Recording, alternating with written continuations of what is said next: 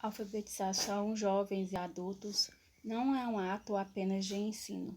A aprendizagem é a construção de uma perspectiva de mudança. No início, época da colonização do Brasil, as poucas escolas existentes eram para privilégio das classes médias e altas.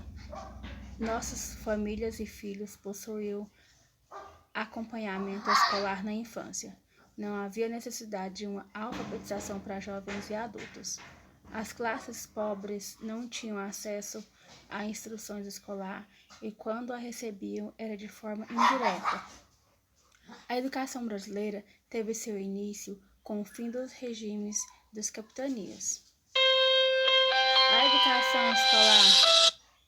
A educação escolar no período colonial, ou seja, a educação regular e mais ou menos institucional da época, teve três fatores: os predomínios dos jesuítas, das reformas dos Marquês Pombal, principalmente a partir da expulsão dos jesuítas do Brasil e de Portugal em 1759, e a do período em que Dom João VI, então rei de Portugal, trouxe a corte para o Brasil. O ensino dos jesuítas tinha como fim não apenas a transmissão de conhecimentos científicos escolares, mas a propagação da fé cristã. A história da educação de jovens e adultos no Brasil no período colonial e deu de forma assistemática nesta época e não se constatou iniciativas governamentais significativas.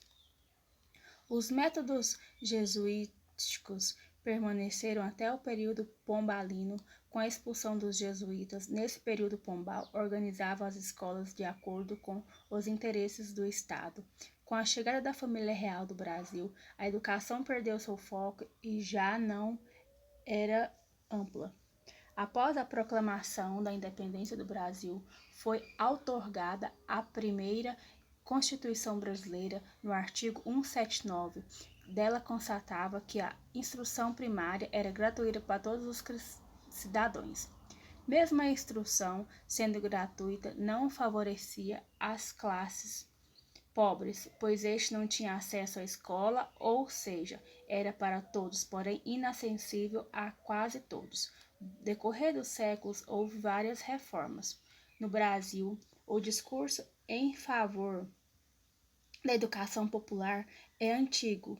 Precedeu mesmo a proclamação da República, já em 1882, baseando em exaustivo diagnóstico da realidade brasileira da época, denunciava a vergonhosa precariedade do ensino para o povo no Brasil e apresentava proposta de multiplicação de escolas e de maneira qualitativa de ensino.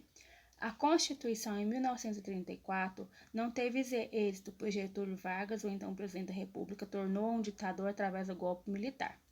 A Constituição de 1937 fez o Estado abrir mão da responsabilidade para com a educação pública, uma vez que ela afirmava o Estado como quem desempenharia um papel subsidiário e não central em relação ao ensino. A Constituição foi criada com o objetivo de favorecer o Estado, pois ao mesmo tira a responsabilidade. Uma população sem educação, educação para poucos, torna a sociedade mais suscetível a aceitar tudo o que lhe é imposto. Um dos precursores em favor da alfabetização de jovens e adultos foi Paulo Freire, que sempre lutou pelo fim da educação elitista. Freire tinha como objetivo uma educação democrática, libertadora. Ele parte da realidade da vivência dos educandos. Ao longo de mais diversas experiências, Paulo Freire pelo mundo, o resultado sempre foi gratificante, muitas vezes comovente. Na época do regime militar, surge o movimento da alfabetização de jovens e adultos, na tentativa de erradicar o analfabetismo, chamando Mobral. Esse método tinha como foco o ato de ler e escrever. Essa metodologia assemelha.